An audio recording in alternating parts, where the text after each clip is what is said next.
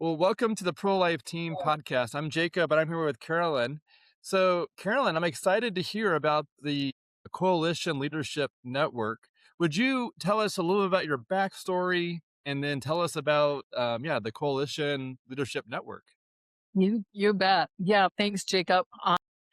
The Coalition Leadership Network really is being birthed out of Life Matters Worldwide. Life Matters Worldwide has been in existence since 1984 and it began as Baptist for Life. Really, the idea of its initial kind of growth was to guard life from the womb to the tomb. So a lot of the initiatives were obviously around pregnancy centers and protecting life in the womb, but also it was during the Dr. Kevorkian age when euthanasia and or assisted suicide was in full operation, and then elder care. So it kind of reached or wanted to reach the gamut of really life and protecting life, womb to tomb. And then as different agencies arose and some of those things on the like assisted suicide and end of life care, hospice and faith hospice and things like that started to come, further to the forefront. And so Life Matters kind of took the focus and really engaged more with pregnancy centers and equipping pregnancy centers. In 2012, the name changed from Baptist for Life to Life Matters Worldwide. And the Worldwide then started bringing equipping pieces to pregnancy centers internationally, specifically working with the Baptist missionaries.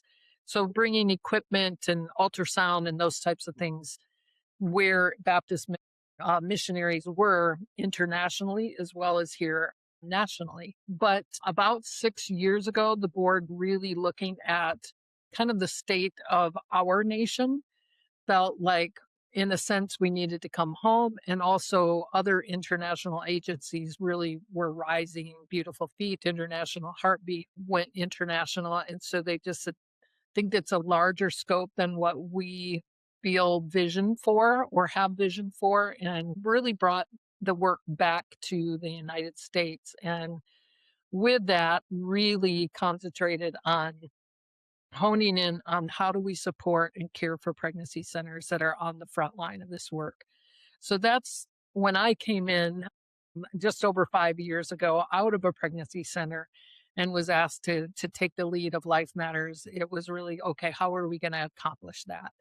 And really what we've found is, especially with the Dobbs decision and the overturn of Roe, that coalitions, state coalitions with the laws, with them in one state at a time, how do we help to support the state coalitions and thus really support the pregnancy centers within each of those states? So that's kind of how this has all grown and the focus that we have in supporting, strengthening the state coalitions, and we're building strategy on how to best accomplish that. Awesome. Yeah. So, the audience of this podcast is what includes a large number of pregnancy clinic directors or leadership, and each one, they may have a state coalition in their state. So what does it look like for state coalitions, or what does that space currently look at? Like, what's our current Right. snapshot of state Well, coalitions? it's in its birthing process, I would say.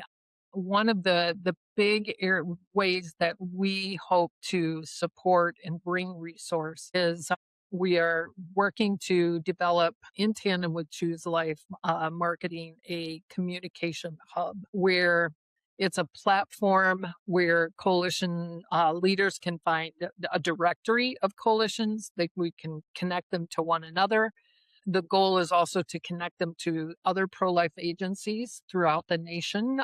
So some of the national organizations that are doing legislation or policymaking or marketing or whatever the resource is. The idea that we are hoping to achieve and have made great strides toward that is to connect one to the other, in a sense, to be a conduit of the connective tissue in a way of what kind of resources they need. I know as a center director and even as a coalition leader, because I'm kind of dual rolling right now as the executive director of the Michigan Coalition, as well as the president of Life Matters Worldwide. So I'm feeling what they feel.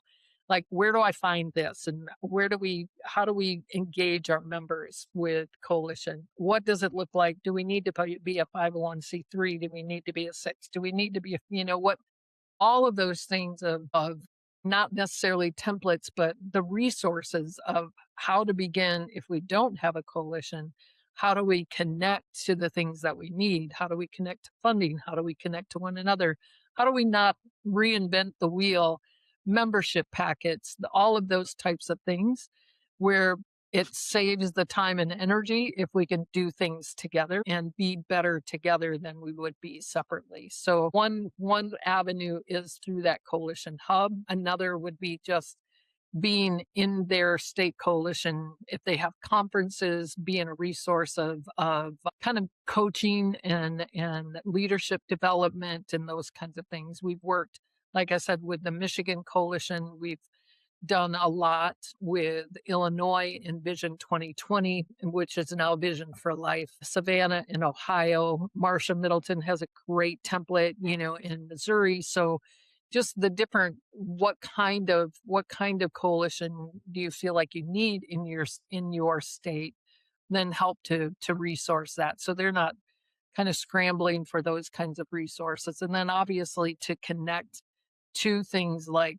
policymakers or lobbying, or, some of the states are more volatile than others. The other thing that we're working on and working very closely with the New England states, they are wanting to put a conference together to kind of gather their state coalitions. And so just helping to help that forum and be a support and bring resources to them as well. So we're sitting on different committees and just being a both a voice and a coach and kind of helping with that leadership development and resources for them. Yeah.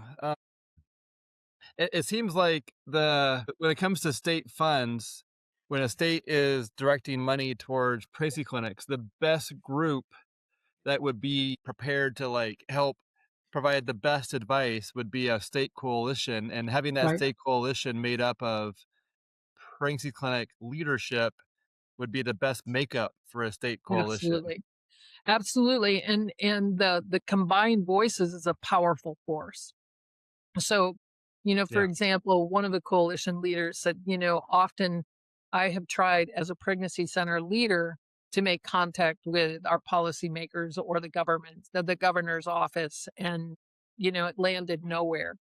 But she said, as soon as we formed a coalition and I called on behalf of the, 100 plus centers within that person's state, then I got the phone call got returned. And so there's power in our united voices, not only state by state, but as a nation. If we can bring all the states together as well, what is the message we can bring from every state coalition as a united voice? And then, my vision, our vision is bigger than that, even where what does it look like for the movement itself, the pregnancy center movement itself to be united? So the national organizations, those that are making policy or influencing policy, what does it look like for us all to come together as one voice and a united movement, and what kind of cultural change could be impacted? Then you've got the church as well, as part of that entity of being a support system and really being on the front lines in their own way of coming around families and pregnancy centers and within their communities. So it's a lot. It's a big vision of unity, of collaboration, of resourcing one another, and kind of locking arms with one another on behalf of life and really on behalf of our nation. The dinner that we did, the fundraising dinner we did, the theme was bringing our nation back to life. And I feel like this is a beautiful way to achieve that. Where unity is one thing that I continue to kind of be monitoring is that this isn't about uniformity, this is about unity, and those are different. Uniformity means, you have to do things a specific way, but unity means we do it together in the way that God has shown you need to accomplish the vision he's given you, but we can do that in a more impactful way if we do it together. And then the other part of that is I often refer to Psalm 133 that talks about the fact that God commands his blessing where unity is. And so, if we truly unite together in this movement, the blessing of God, he commands his blessing when we are together. And we see that so often in biblical stories, when you think about Nehemiah and building the wall, and they all came together around a specific cause, and his blessing was there where they achieved something in 52 days that had laid in ruin for over 100 years. So there's just great power in unity, and that's a lot of what we will, continue to concentrate on in this service that we're offering. Wow, that's really yeah. And so I'm in a small group called Hebrews 1024.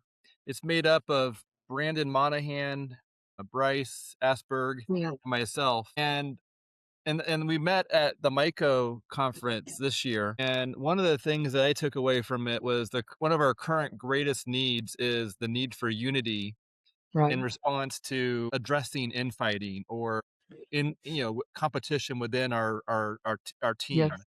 Right. And so I just want to echo your reflection of the need for unity. And I'm not sure if you knew this or not, but I know you know Bryce because he's there in Michigan with Right. you, and Right. and Brandon, I'm sure you know well as well. Yes. But when we were our first Hebrews 1024 meeting, which I think was 3 years ago, maybe it's been 4 years. I've lost track. Uh, but in our very first meeting, we were brainstorming, and that's when we realized, we went through a progression of dominoes, and that's where the idea of a cola of colas came from that first meeting, Yeah. and then we spurred on people. So Hebrews 10:24 is, let us consider how we may spur Right. or push or Yeah. prod others one another towards good towards love and good deeds. And so it Right. may not be the perfect use of that verse, but the idea is to try and brainstorm and then encourage someone to do what's needed. Absolutely. and uh, Absolutely. and often it encourages our the three of us to do what's needed, but ideally we wanted to figure out how to spur on other people to do what's needed. That was part of our original Right. intention, but Right. it may not have played out that way. But yeah, and then so yeah, it's just interesting how some things play out. Like many years later, here it is, the cola of colas, or the coalition of leadership network is getting a Right. refresh and a restart, Right. and it's still very needed for. And that Mhm. was, I think that yeah. So with Dobbs and having the per state fight and the per state support, or in some states, there's very unique struggles. Like when I go to the California coalition, they have very unique California only issues that Absolutely. a national conference won't have coverage over because it's a Right. state-based concern and struggle. And I've been to Marcia's conference over many years, and it seems like she's set a really good example of like how to pull everyone together Right. and just build this really great support across the state for centers and pro-life Yeah. orgs, and it'd be amazing to see that replicated. Right.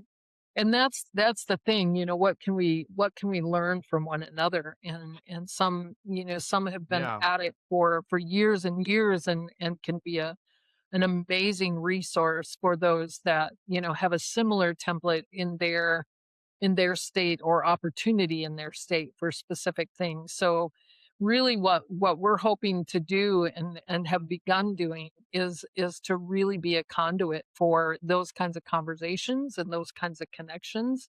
I don't feel, and really since the very beginning as we've talked about this and really even evaluated what is life matters niche, in this moment as we respond to what's happening in our nation and in our culture and in policy, is how do we best respond to that and in a sense fill the gap.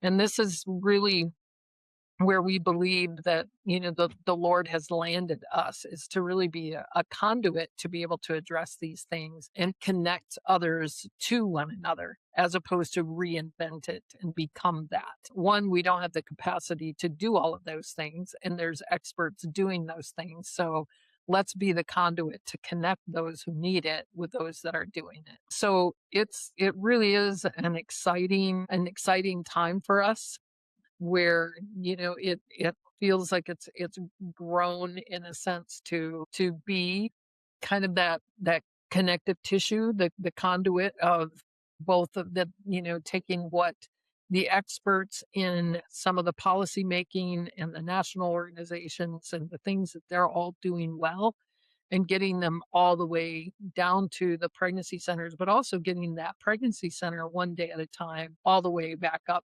you know? Like, here's what we need. Here's the on the ground stories. Here's the impact that what you're doing here is coming here, and what we're doing is needed there. So, we see lives being transformed within the pregnancy centers of those communities, and being changed and being saved, but it's because of the work that's happening here. But what we know is that policy doesn't change culture, culture changes policy. So how do we influence the culture of the everyday? And that's where pregnancy centers, are making that kind of impact, and having those conversations one on one with women and men and families on a daily basis. So to be really to serve as that conduit and get the resources that those pregnancy centers, and specifically state coalitions, because we started with the mantra, one pregnancy center at a time, well cared for people care well for people. So if we care for them, they can care well for the families they serve. If the pregnancy centers are thriving, the families they serve are thriving.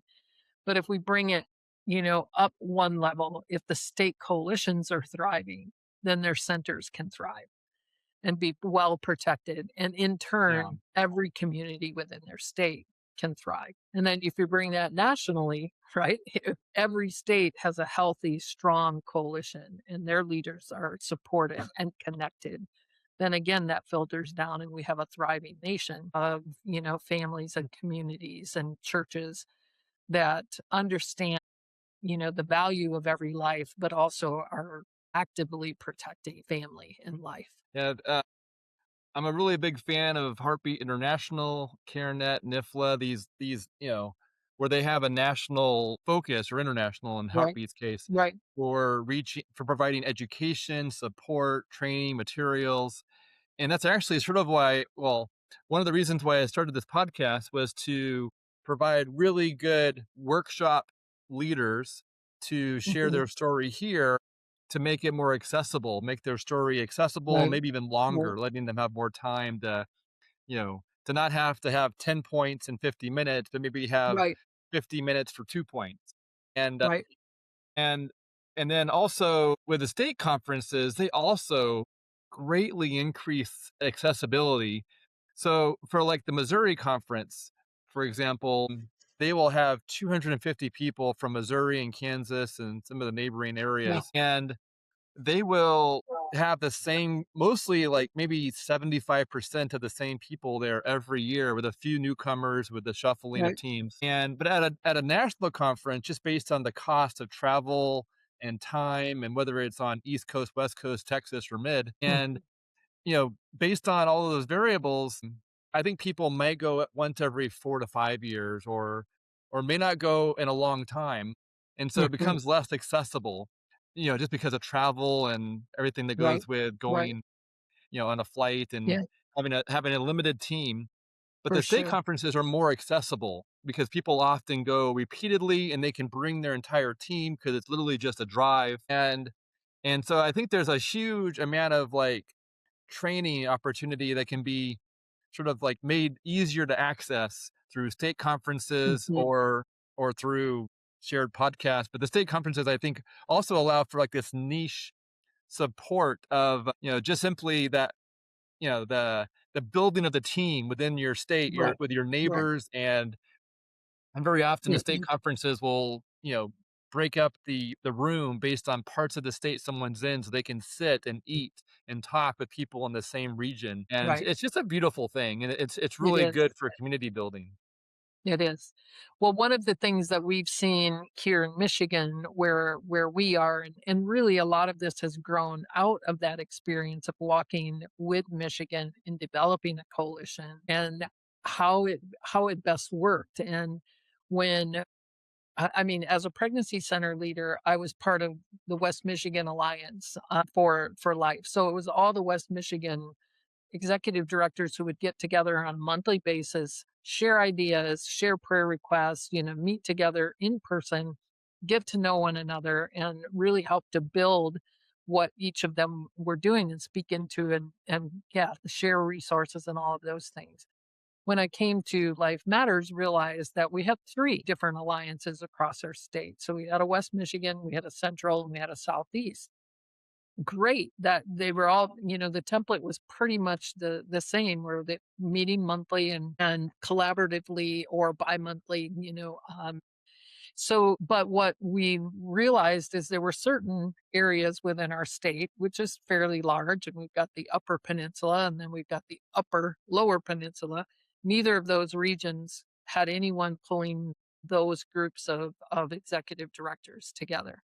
So we started doing that as part of Life Matters, going, they need an alliance in that area, and they need an alliance up in the Upper Peninsula.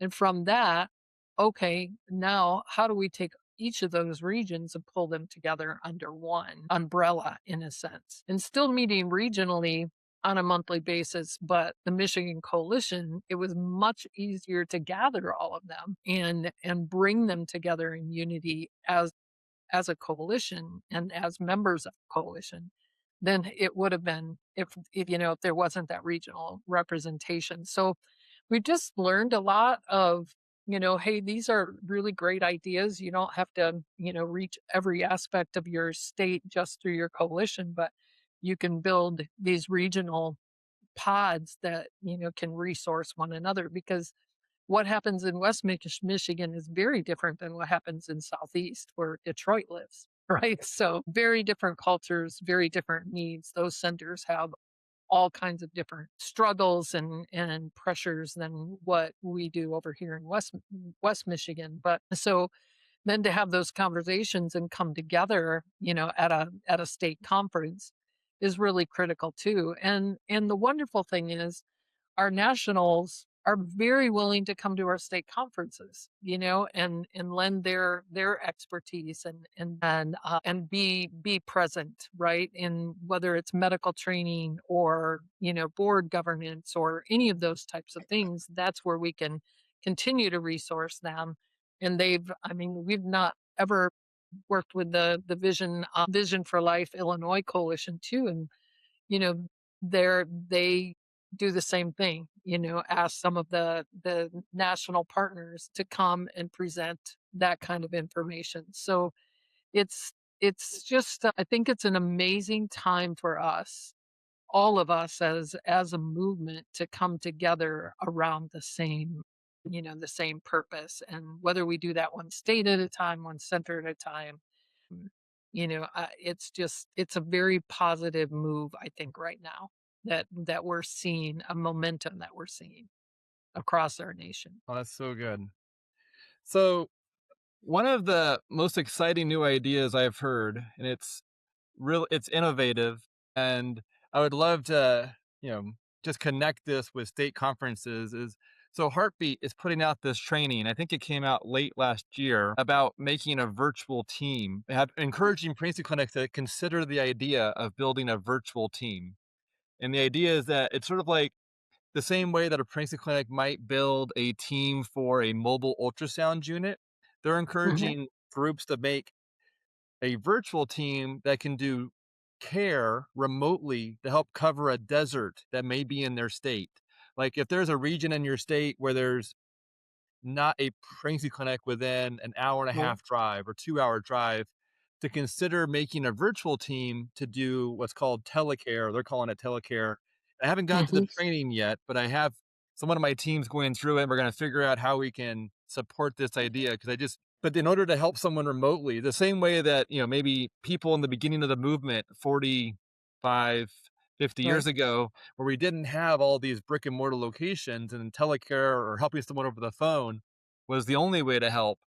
But when there's a desert, meaning there's not a nearby place to send Right. someone to, this is a really exciting new idea, well, maybe it's an old idea, but that's being refreshed. Hmm.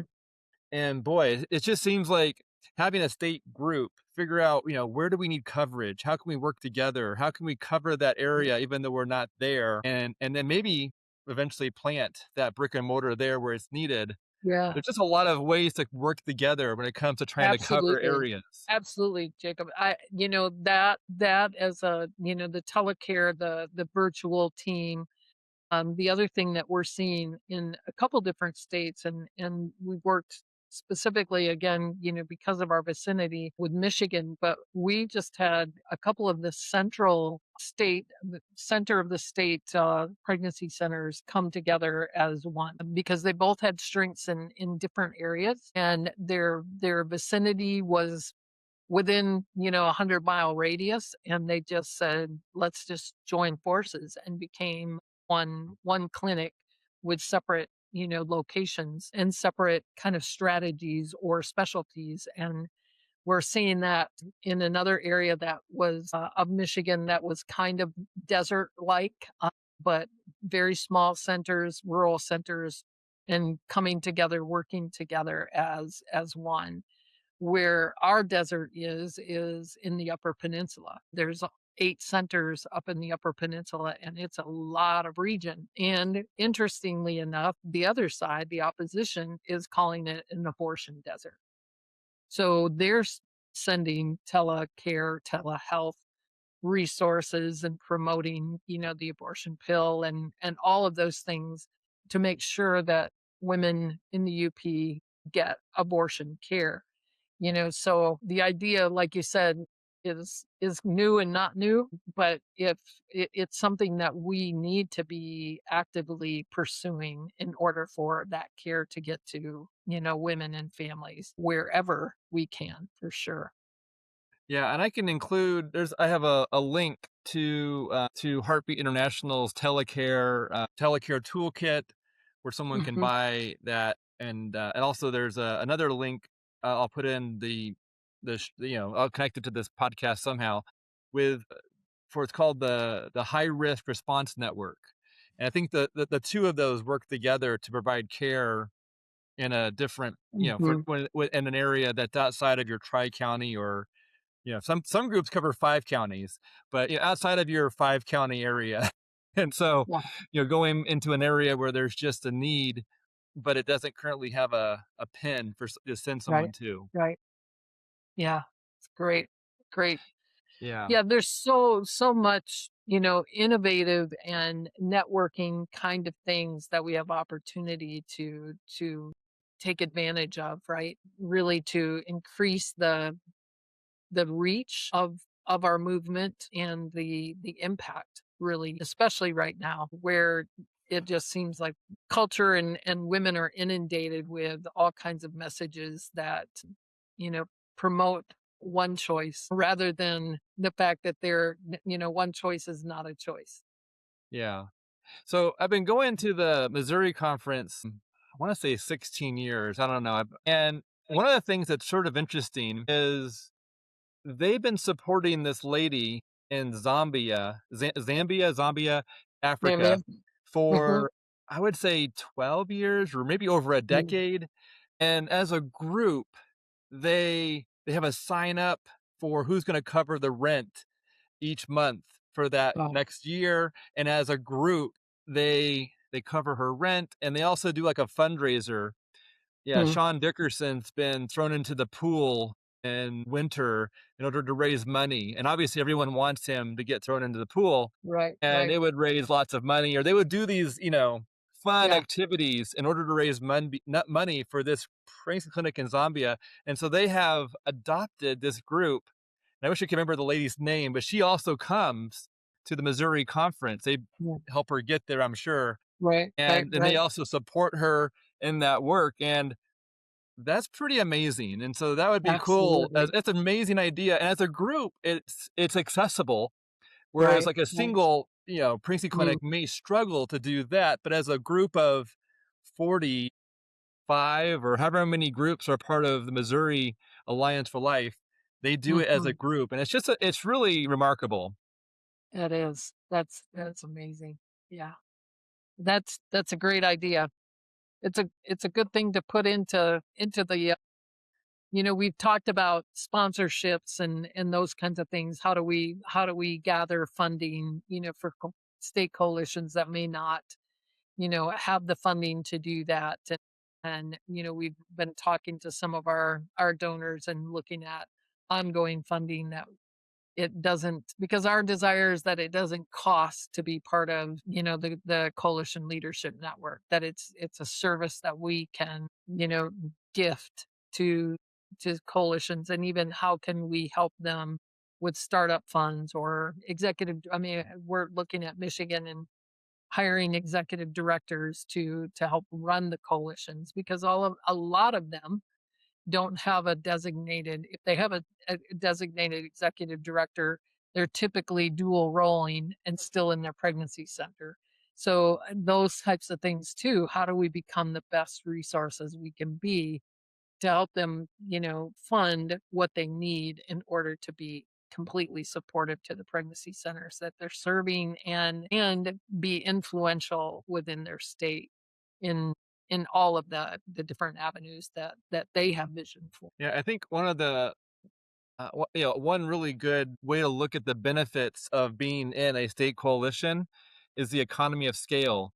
Instead Right. of having the ability to, as a team or a group of many pregnancy clinics or many organizations, to navigate state policy in order to connect with state funds, working as a group to do that together so that, Right. leaning on someone else's expertise and having that economy of scale impact of, as a group, having an expert who can support everybody else and then Right. work to get that fund or that money or financing flowing, and as a group navigating those policies instead of having to do it one on one or solo. Right.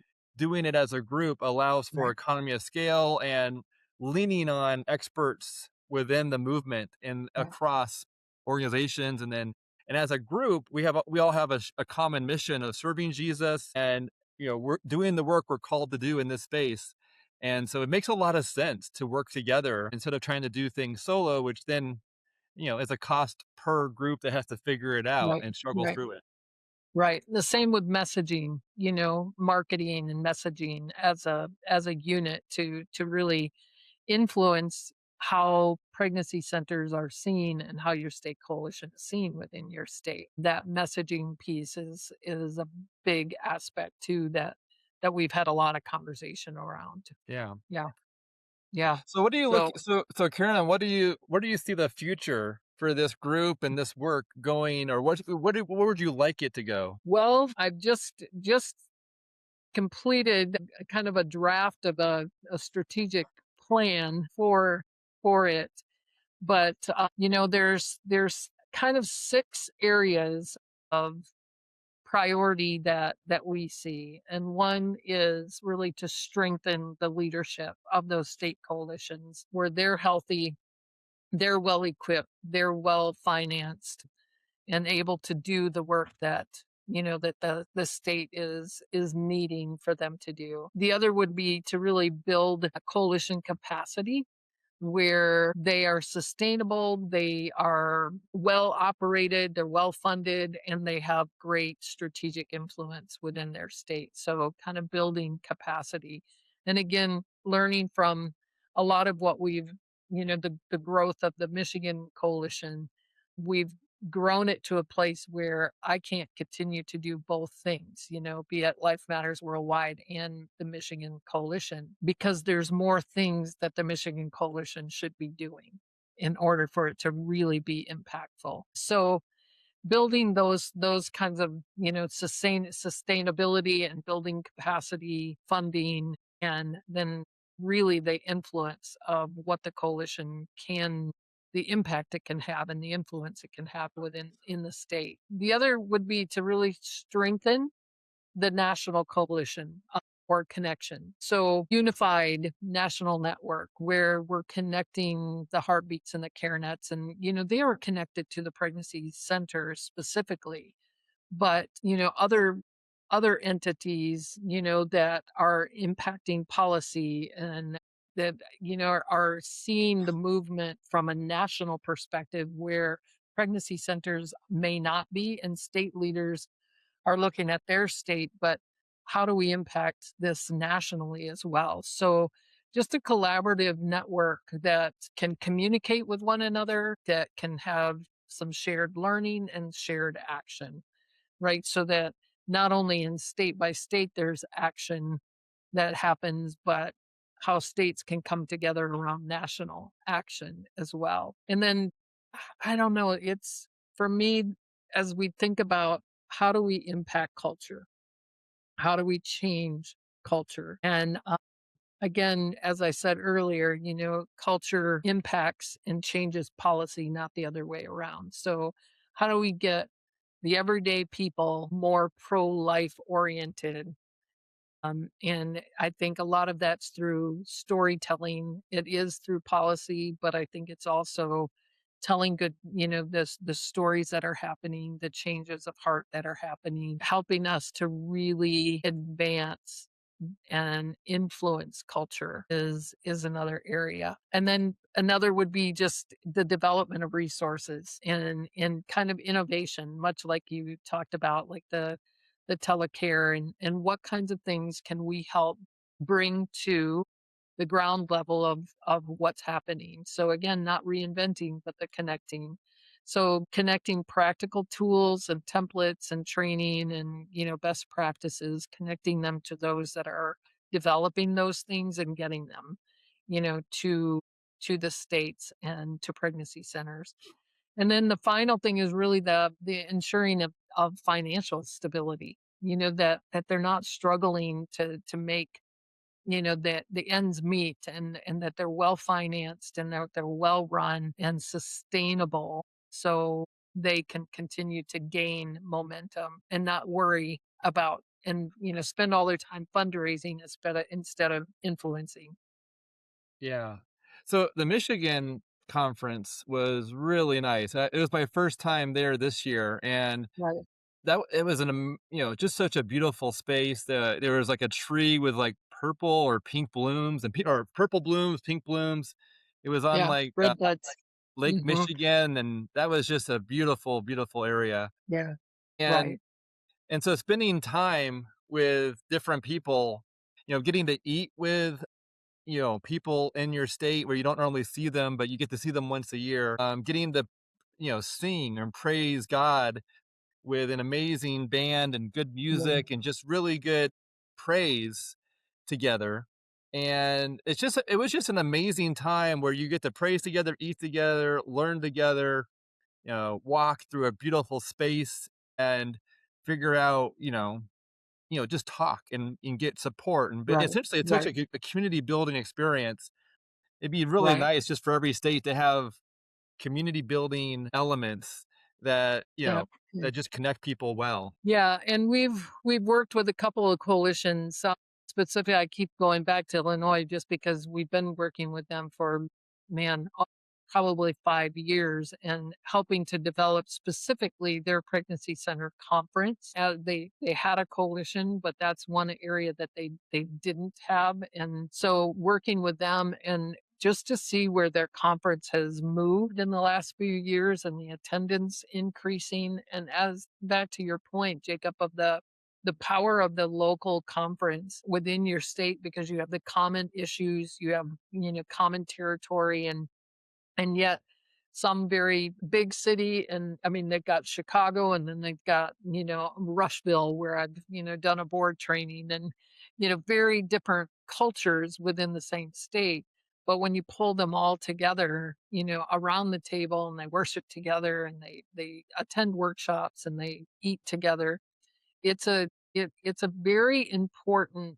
time for the state to come together, and that's an area that's why we're working with the Northeast coalitions right now, because they're, within their states, they only have a handful of pregnancy centers. So we're just pulling the whole region together around a conference, and they're in high stress states, that the policymakers and legislators and attorneys general are coming at them. And so that conference is going to be a lot more of just breathing life into them, giving them time to sit with one another and be ministered to and prayed over, and kind of more soul care in that conference, because they're just weary, and as we met with them, it's like, well, we can bring in this workshop, work this workshop, but listening to the leaders, the coalition leaders, going, I don't know that we need more workshops. We just need to rest. We just need to be,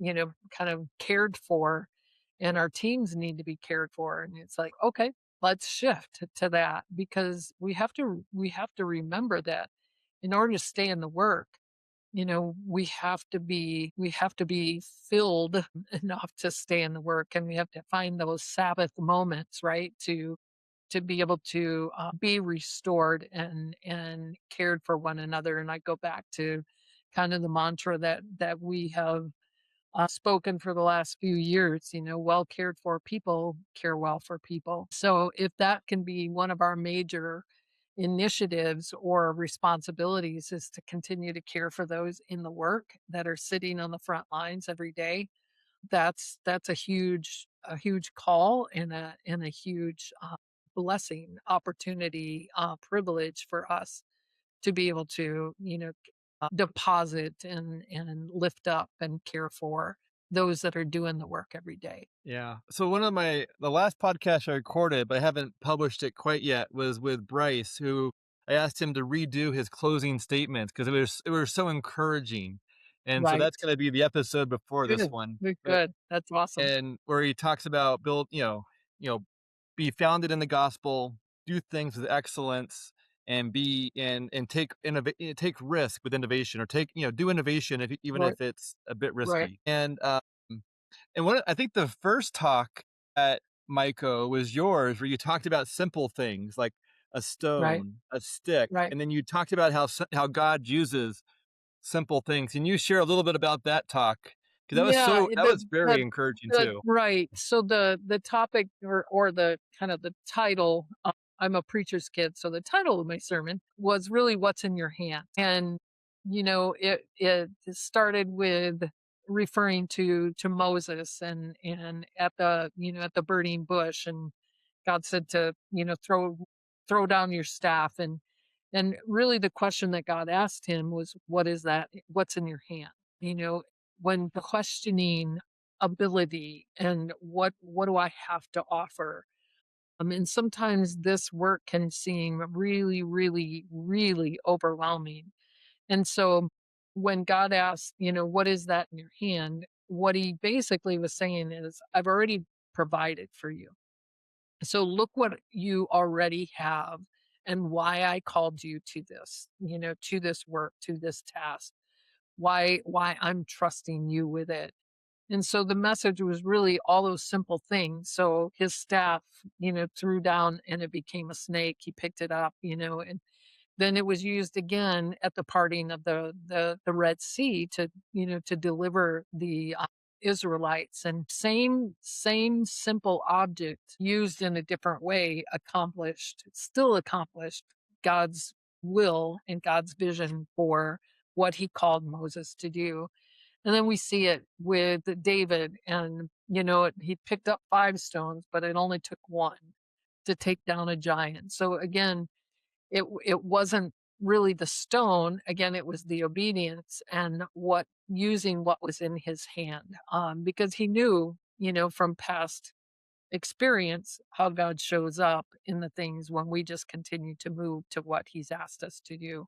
The fish and 5 loaves, it was a little kid offering this simple thing, but how God, through Jesus, multiplied that. And the widow's mite, and the flasks of oil, and how, and again, obedience, that little bit of oil multiplied. So the idea is what's already in our hand that God has put there for this, what seems like an immense work and an impossible task to turn our nation to life. But He's using each one of us and what He's put into our hand to impact change right where we are. So to be obedient, to be faithful, to be brave, to take what's in our hand, to be confident that He's put in us. And it may not be an object, it may be a gift, it may be a talent, it may be, you know, the assign, whatever it is, whatever the gifts He's deposited into each one of us, He wants to use and He will continue to use. Even in our doubt, even in our discouragement, we're here for a reason, and we're assigned to the spot that we're assigned in for a reason to accomplish great things, right? And as David said to, in the whole David and Goliath saga, when he looked around at the rest of the army that was supposed to be fighting these Philistines, and they were all kind of paralyzed. I think it was like 40 days they'd been on the front lines, looking at this big Philistine, and he was like, "Who are you to speak against my God?" And his message to everyone was, "Is there not a cause? Is there not a cause? Is there not something we should all be doing? And if you guys aren't going to do it, I'll go do it." And grabbed his little stones, to accomplish that, threw off the big armor and grabbed a little stone. So to not doubt the little or the much that God has entrusted to us, and use that and apply it, and again, move bravely in it to impact those around us, and to continue to save lives, and to advance this movement and change the hearts and lives, and our culture where we are assigned. Wow, that's so beautiful and so Mhm. encouraging and practical and yeah, using what we Mhm. have to do what God's calling us to do. Yeah, That's good. because Jacob, I think that, the thing that we often do is comparison is a killer, right? So what's in someone else's hand, I don't have, and He doesn't ask us to have that. And so even within the movement, as you talked about a little bit with with the Hebrews 10:24 group, it's spurring each other on to accomplish what God has asked each one of us to do and what He's put in each one of our hands, as opposed to it being a conflict or a comparison or a competition. He's gifted each one of us with specific things that we should be just really championing and spurring one another on, and kind of fanning the flame that he's started in each one of us. And that's not going to be a threat to me. What you do, it shouldn't be a threat to me. It should be something that I fan your flame, so that we create this huge fire, between us, as opposed to trying to put a damper on one so mine looks, burns brighter. It's the collaboration. And again, that's where I feel, God has called us as Life Matters into this networking, because it really is that. How do we joined, the picture I have is, when you're trying to light something on fire, but you don't want to get too close, so you pour gas on it, and then you pull the stream back and you light it from afar. I mean, imagine if that's really in the heart of each one of us, is to light that fire, positively for each one of us, and how that just becomes this huge flame, uh, for life and for God's glory and His kingdom building here on earth right now.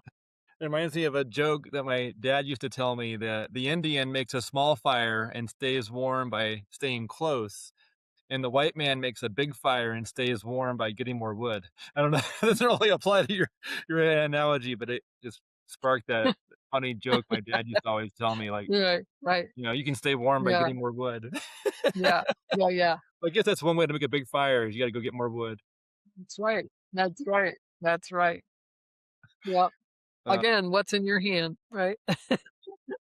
Yeah. Well, thank you, Carolyn, Mm, for being on here and sharing. you Before bet. we close things out, or what else would you like to share that you didn't get asked about? Uh, Boy, I when does all this launch? I guess. Oh, yeah, I'll You share a know, link, but I'll probably get this online within a few days. Yeah. yeah. Well, really, we're in the process. If you go to our website, it's still kind of old messaging that we're in the process of updating. The Coalition Leadership Network will be embedded within the Life Matters worldwide website, and that's where coalition leaders can log on and become part of. So It's going to be what a address free should they go service. to? Which address should they go Life, to? it's the www.lifemattersww.org. Okay. And But when do you think just that new website or the coalition version will be coming out? the coalition hub should be live within, I'm going to say, within the next couple weeks, Okay, and cool. probably the website itself. It's really, the delay is on me because I have to get new content to them. So, Yeah. which is very close. So my guess is everything would be within the next couple weeks. Awesome. Oh, and how many states have a coalition and how many states don't currently have a coalition, or do you know? We have record where because we've been meeting with state coalitions at the different conferences, the national, so at Heartbeat, at NIFLA, CareNet throughout the past year, and gathering information, kind of exchanging ideas, hearing what it is that coalition leaders need. We've done surveys and all of that to say, how do we best serve you? Mm. So we've done that, and the what we've gathered from those meetings is there are 41 state coalitions. Some of them more formalized than others. Some are not incorporated as like a 501(c)(3) or 4 or 6. They're loosely affiliated, which is fine, and they're working together. So they're all different kinds. The vast majority of them are 501(c)(3s, but I don't remember how many are unincorporated or unaffiliated, unassociated, I think is the word. But that's where we've been working together with Janine, and I think Sean Zerke would be a great advocate as well in just some of the formation, different ideas, and where we're gathering, other partners into kind of that formation piece, and what's good for your state, and what are the battles that you have going on, or some are a little more quiet than others. So 41 states we have record of, and are working to get these notices out to, and kind of Yeah. And inviting a lot to of that. state coalitions have overlap. So, like, even if your state doesn't have a coalition, your neighboring state might, and it would be Correct. helpful to maybe connect there until Exactly. your state maybe Right. has, until your state has a group to Right. support Well, we've your not area. that's a great point and a great example. I think it was at Heartbeat conference where we did a side meeting with the coalition leaders, and Nevada was there.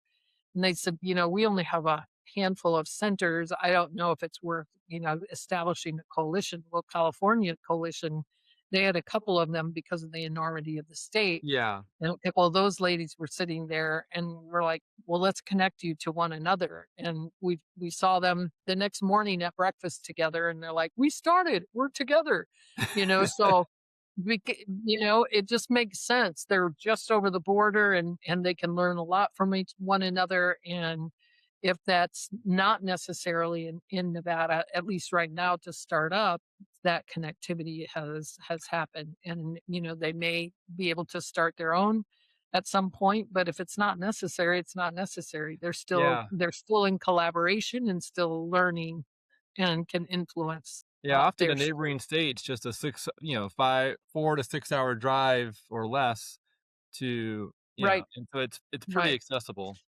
Yeah. Yep. Well, Yeah. thank you, Carolyn, for being on here. Would you wrap up our podcast with a prayer for the pro-life movement and the state coalitions as they're, continuing to do the good work? Amen. Yeah. Yeah. Yeah, So, would you? Father, Yeah, we go ahead. thank Sorry. you. Yeah. Thank you for this time, God, I thank you for Jacob and iRapture and just the way that their heart and his heart specifically is for collaboration and networking and resourcing one another and unity. God, as he shared from Hebrews, that we really are here to spur one another on to love and good works and to the not for our own glory, but for yours and for your kingdom building. And so I thank you for what you are doing state to state throughout our nation, what you are doing in the pro-life movement in all the different aspects, whether it's policy making and legislative advocacy or on the ground floor of meeting one woman and one couple, one family at a time.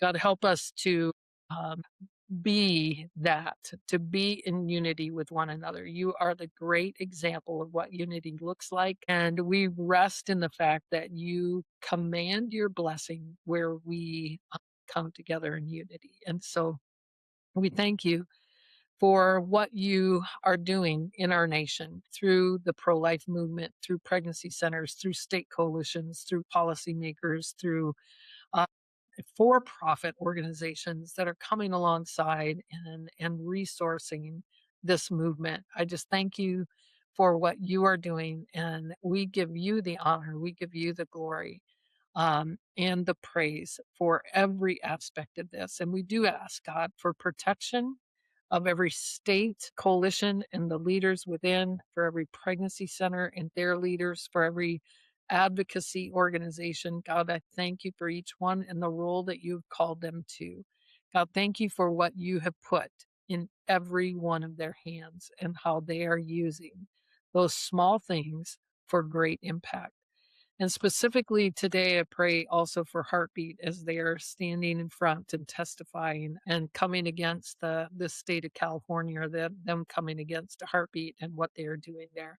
We just pray for our brothers and sisters as they testify, give them strength, give them courage, give them peace, and advocate on their behalf, we pray.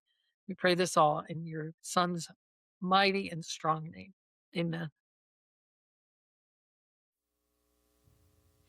This is only the beginning, even though we're spinning out of control.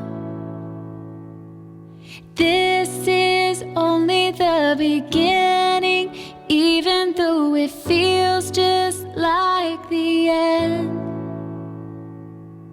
I know all the lights have gone out, everything seems wrong now, but somehow beautiful. Deep beneath these waters is the world we once knew. Where we're going, I don't know. This is only the beginning, even though we're spinning out of control.